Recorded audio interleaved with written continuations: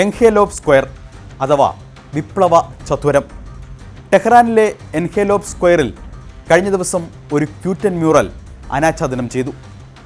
അമേരിക്കയ്ക്കുള്ള ഇറാൻ്റെ ചുട്ട മറുപടിയായിരുന്നു ആ മ്യൂറൽ ബോർഡ്.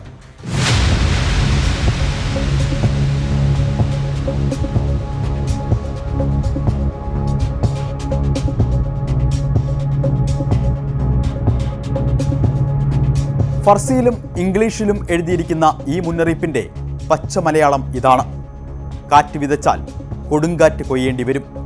യുദ്ധക്കപ്പലുകളുമായി ഇറാനെ ലക്ഷ്യമാക്കി നീങ്ങുന്ന അമേരിക്കയ്ക്കുള്ള മുന്നറിയിപ്പാണ് ടെഹ്റാനിലെ ഈ മ്യൂറൽ ബോർഡ്. അമേരിക്കൻ വിമാനവാഹിനി കപ്പലായ USS എബ്രഹാം ലിങ്കന്റെ മേൽ തകർന്നു കിടക്കുന്ന യുദ്ധവിമാനങ്ങളും ചോരപ്പാടുകളുമാണ് ഈ ചിത്രത്തിൽ.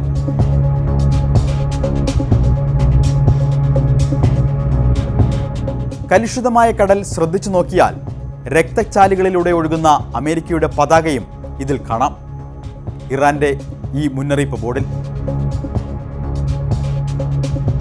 ഇറാൻ സർക്കാർ ഔദ്യോഗികമായി സംഘടിപ്പിക്കുന്ന പരിപാടികൾ നടത്തുന്ന സ്ഥലമാണ് ഇൻകലാബ് ചത്വരം. ദേശീയ പ്രാധാന്യമുള്ള സംഭവങ്ങളിലാണ് ഇവിടെ ഇത്തരം മ്യൂറലുകൾ പ്രത്യക്ഷപ്പെടുന്നത്.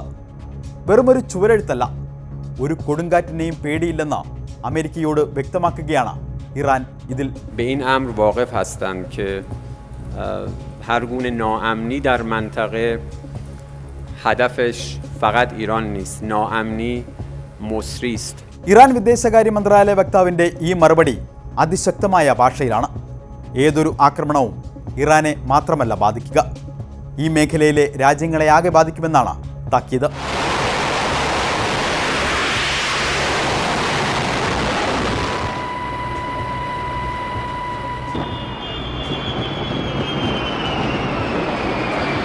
കടൽ മാർഗം അമേരിക്കൻ യുദ്ധപ്പട ഇറാനെ ലക്ഷ്യമാക്കി നീങ്ങുന്നു എന്ന ഡൊണാൾഡ് ട്രംപ് മുന്നറിയിപ്പ് നൽകിയതിന് തൊട്ടു പിന്നാലെയാണ് ഇറാൻ അതേ നാണയത്തിൽ മറുപടിയും മുന്നറിയിപ്പും നൽകുന്നത്.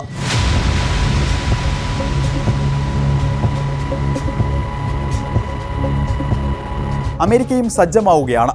ഡസൻ കണക്കിന് യുദ്ധവിമാനങ്ങളെ വഹിക്കാൻ ശേഷിയുള്ള ലോകത്തിലെ തന്നെ ഏറ്റവും വലിയ യുദ്ധക്കപ്പലുകളിലൊന്നായ USS എബ്രഹാം ലിങ്കന്റെ നേതൃത്വത്തിലുള്ള കാരിയർ സ്ട്രൈക്ക് ഗ്രൂപ്പ് ഇറാന്റെ വെളിപ്പാടകലെയുണ്ട്.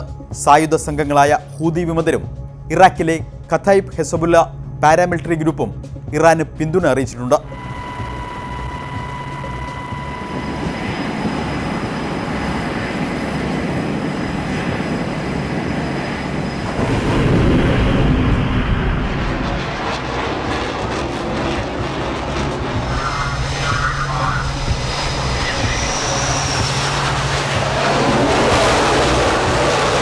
ഇറാനെതിരായ സൈനിക നടപടിക്ക് തങ്ങളുടെ വ്യോമാതിർത്തിയോ പ്രദേശമോ സമുദ്രപാതയോ ഉപയോഗിക്കാൻ അനുവദിക്കില്ലെന്ന് യുണൈറ്റഡ് അറബ് എമിറേറ്റ്സ് ഇതിനോടകം വ്യക്തമാക്കി കഴിഞ്ഞു.